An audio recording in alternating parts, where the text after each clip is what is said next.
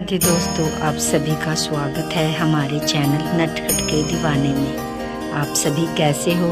आप सभी को राधे राधे, जय श्री कृष्णा, हरि बोल। आज हम सुनाने जा रहे हैं देवशयनी एकादशी की व्रत कथा। चलो हम शुरू करते हैं देवशयनी एकादशी की व्रत कथा।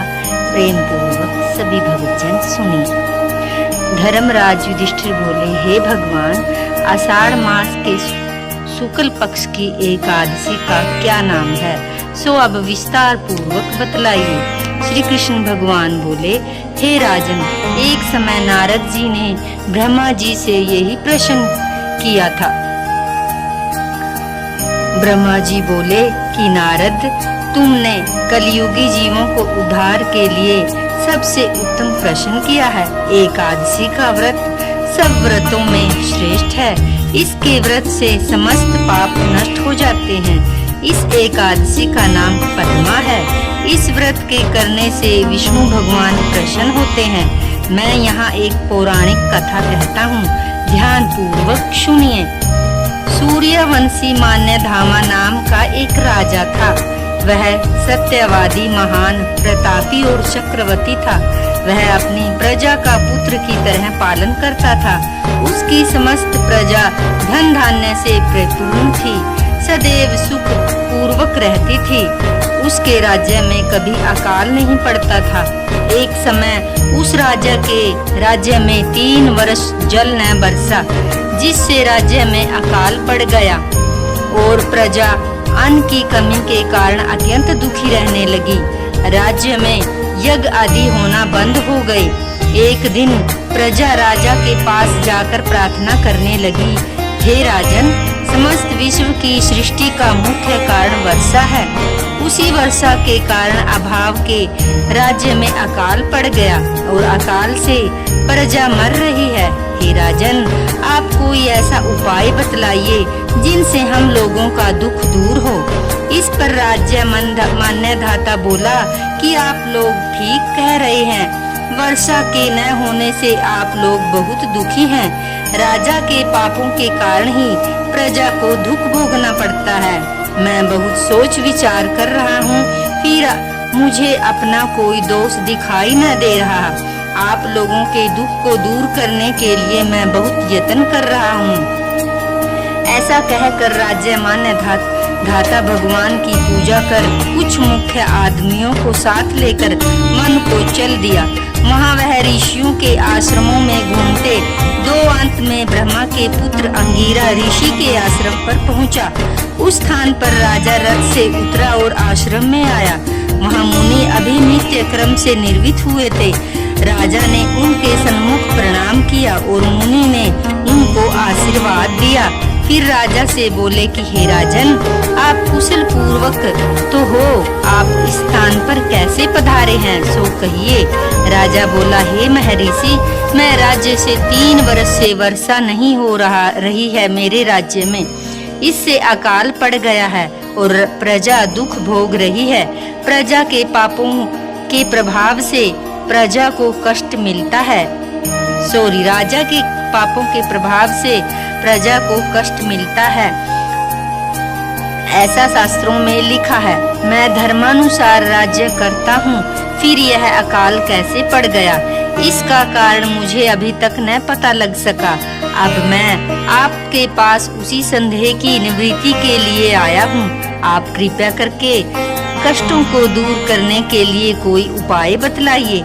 इस पर ऋषि बोले, हे राजन, यह सतयुग सब युगों से श्रेष्ठ है। इसमें धर्म के चारों चरण सम्मिलित हैं। इस युग में ब्राह्मणों का तपस्या करना, वेद पढ़ने का ही अधिकार है। परंतु आपके राज्य में एक शूद्र भी है, तपस्या कर रहा है। इस दोष के कारण आपके राज्य में वर्षा नहीं हो रही। यदि आप प्रजा का भला करना चाहते हैं तो उस शूद्र को मार दीजिए। इस पर राजा बोले, हे मुनि, मैं उस निरापराध तपस्या करने वाले शूद्र को नहीं मार सकता। आप इस दोष से छूटने का कोई अन्य उपाय बतलाइए। तब ऋषि बोले, हे राजन, यदि तुम ऐसा नहीं चाहते हो तो आषाढ़ मास के शुक्ल पक्ष की पद्मा नाम की एकादशी का विधि पूर्वक व्रत करो। इस व्रत के प्रभाव से तुम्हारे राज्य में वर्षा होगी और प्रजा सुख पाएगी, क्योंकि इस एकादशी का व्रत सब सिद्धियों को यज्ञ देने वाला है। मुनि के इन वचनों को सुनकर राजा अपने नगर में वापिस आया और विधि पूर्वक पद्मा एकादशी का व्रत किया। उस व्रत के प्रभाव से राज्य से राजा और मनुष्य को सुख पहुंचा। इस एकादशी को देवशनी एकादशी भी कहते हैं। इस व्रत के करने से विष्णु भगवान प्रसन्न होते हैं और मोक्ष की इच्छा करने वाले मनुष्यों को एकादशी व्रत करना चाहिए। चातुर्मास की व्रत की भी इस एकादशी के व्रत से शुरू किया जाता है। कुंती पुत्र युधिष्ठिर बोले, हे भगवान, विष्णु भगवान का शयन व्रत किस प्रकार किया जाता है, सो कृपा करके बतलाइए।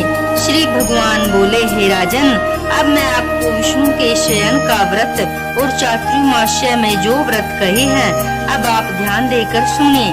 जब सूर्य नारायण कर्क राशि में स्थित हो तब विष्णु भगवान का शयन कराना चाहिए और सूर्य नारायण के तुला राशि के आने पर भगवान को उठना चाहिए। और इस मास के आने पर भी विधि इसी प्रकार रहती है। इस विधि में अन्य देवताओं को शयन कराना चाहिए और आषाढ़ मास के शुक्ल पक्ष की एकादशी का विधि पूर्वक व्रत करना चाहिए। उस दिन विष्णु भगवान की प्रतिमा बनानी चाहिए और चातुर्मास के व्रत नियम से करना चाहिए। सबसे पहले उस प्रतिमा को स्नान कराना चाहिए, फिर सफेद वस्त्रों को धारण करा तकिएदार शैया पर शयन करना चाहिए। वे दानी, धनी और कार्तिवान होते हैं।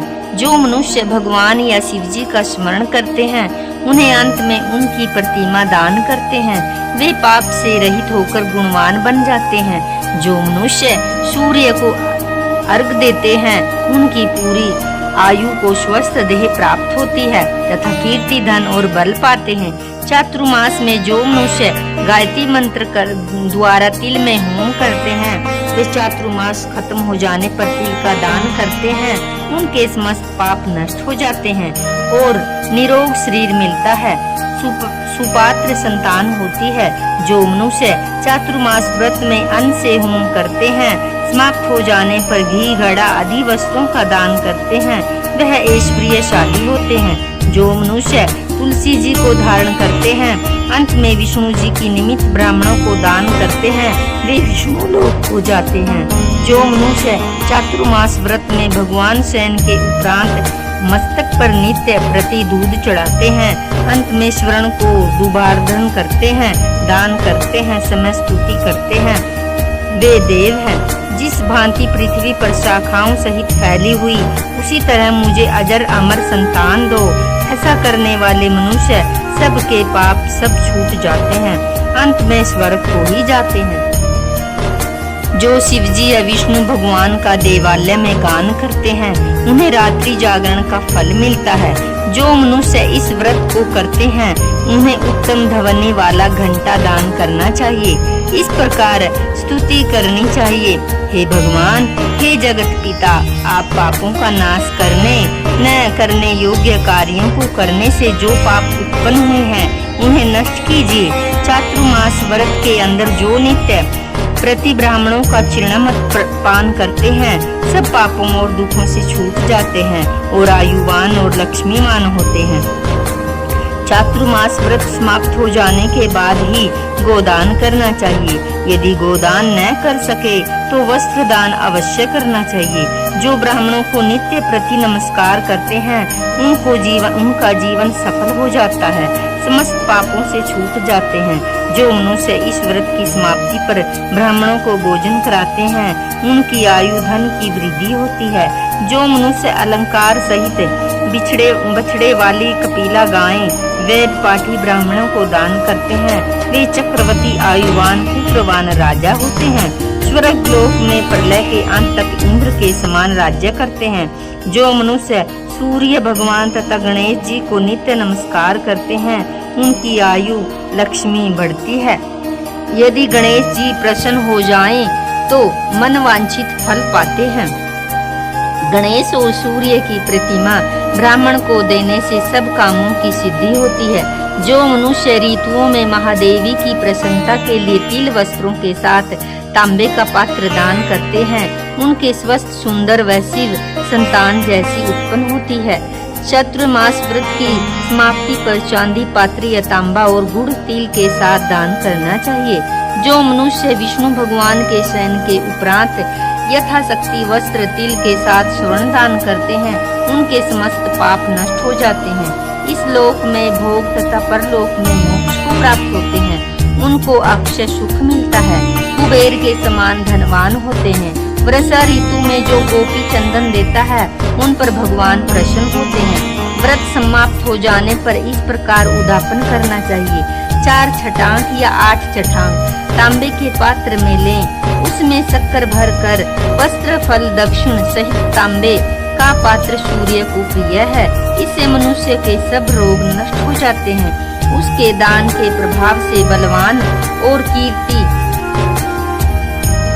वान संतान उत्पन्न होती है। हे कुंती पुत्र, इस चातुर्मास के व्रत को करने वाला मनुष्य गंधर्व विद्या में निपुण और स्त्रियों को प्रिय होता है। जो मनुष्य चातुर्मास व्रत में ब्राह्मण को शाक फल आदि देते हैं, उन्हें अंत में यथाशक्ति दान दक्षिणा वस्त्र आदि देते हैं, वही सुखी राजयोगी बनते हैं। शाक फल देता है, देवताओं और मुनियों को प्रिय है।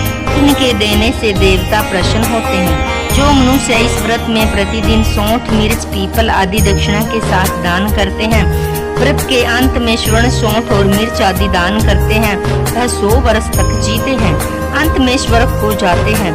जो मनुष्य तंबाकू खाना छोड़ देते हैं, उनसे देवता प्रसन्न होते हैं, अनंत धन देते हैं।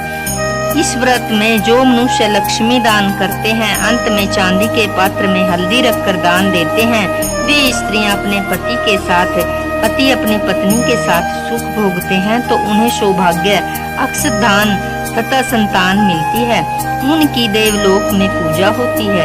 इस व्रत में जो मनुष्य शिवजी पार्वती की पूजा करते हैं और व्रत के शुरू में शिवलिंग की स्थापना करते हैं, गो बैल दान करते हैं, ब्राह्मणों को मीठा भोजन कराते हैं, संपत्ति और कीर्ति मिलती है, अंत में सुख भोग कर शिवलोक को प्राप्त हो जाते हैं।